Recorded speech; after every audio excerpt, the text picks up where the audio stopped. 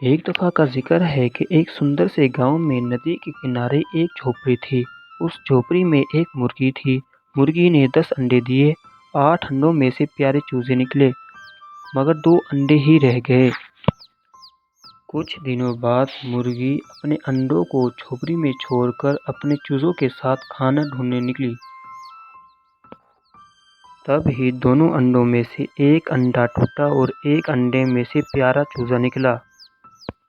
انڈے سے نکلتے ہی پیارا چوزا اپنی ماں کو ڈھونڈنے لگا، لیکن اسے اپنی ماں کہیں نظر نہیں آئی۔ اس نے سوچا کہ اب میں اپنی ماں کو ڈھونڈوں گا۔ اپنی جھوپڑی سے باہر نکلتے ہی اسے گھاس کھاتی ہوئی گائے دکھائی دی۔ چوزا گائے کو بہت ہی غور سے دیکھنے لگا۔ کچھ دیر بعد گائے چوزے سے پوچھتی ہے کہ بیٹا، اب کسے تلاش کر رہے ہو؟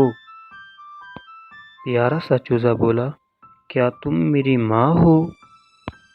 گائے کو رحم آیا اور بولی، بیٹا دیکھو کہ میں کتنی بڑی ہوں اور تمہاری ماں مجھ سے بہت چھوٹی ہوگی۔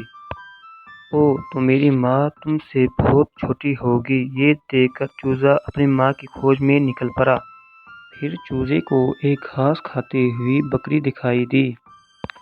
چوزا اس بکری کے پاس جاتا ہے اور کہتا ہے، تم گائے سے چھوٹی ہو، کیا تم میری ماں ہو؟ بکری بولی، ہاں میں گائے سے چھوٹی ہوں، مگر دیکھو میری 4 بڑی ٹانگیں ہیں اور تمہاری ماں کی تمہاری طرح 2 ٹانگیں اور 2 پر ہوں گے۔ بیچارہ چوزا پھر سے اداس ہوا اور کھوج پر نکل پڑا۔ کچھ دیر بعد اسے درخت پر بیٹھا کوا دکھائی دیا۔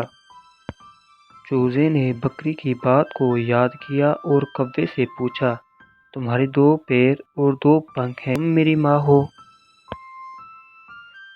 کوا بولا، ہاں میرے 2 پیر اور 2 پنکھ ہیں، مگر میں تمہاری ماں سے زیادہ اوپر اور بہتر اڑ سکتا ہوں، اور تمہاری ماں کا قد مجھ سے بہت بڑا ہے اور ان کے پاؤں بھی میرے پاؤں سے بڑے ہیں، اور تمہاری ماں میری طرح کائیں کائیں نہیں کرتی۔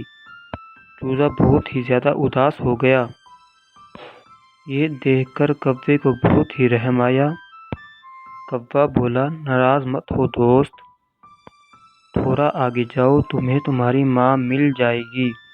یہ سن کر چوزے کا حوصلہ بڑھا اور وہ اپنی ماں کو ڈھونڈنے کے لیے نکل پڑا۔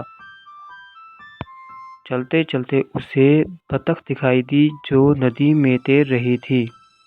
بطخ کو دیکھ کر چوزا بہت ہی خوش ہوا اور اس کے پاس آیا۔ بطخ یہ دیکھ کر حیران رہ جاتی ہے۔ چوزا بطخ کو بولتا ہے کہ کیا تم میری ماں ہو؟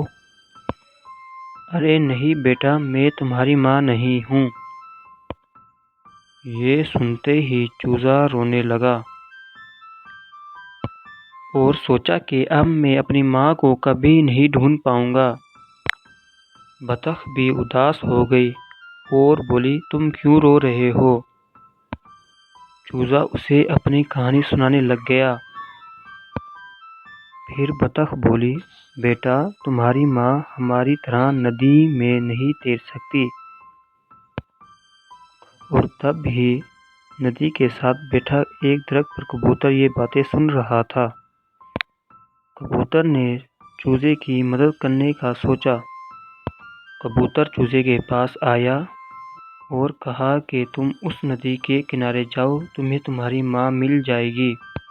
چوزا کبوتر کی بات مان کر ندی کے کنارے گیا۔ کچھ ہی دیر میں اسے اپنے جیسے چھوٹے بچے دکھائی دیے۔ پیارا چوزا ان کے پیچھے دوڑنے لگا۔ کچھ ہی دیر میں اسے ایک مرغی دکھائی دی جس کے 2 بڑے پیر تھے جو کوے سے بڑے تھے۔ پیارے چوزے نے سوچا یہ میری ہی ماں ہے، اور ماں ماں پکارتا ہوا اس کی طرف بھاگا۔ مرغی نے یہ سب دیکھا اور اپنے بچے کو پہچان لی۔ مرغی نے اپنے چوزے کو اپنی طرف آنے کو کہا اور اسے اپنے باہوں میں لیا اور اسے بہت پیار کیا۔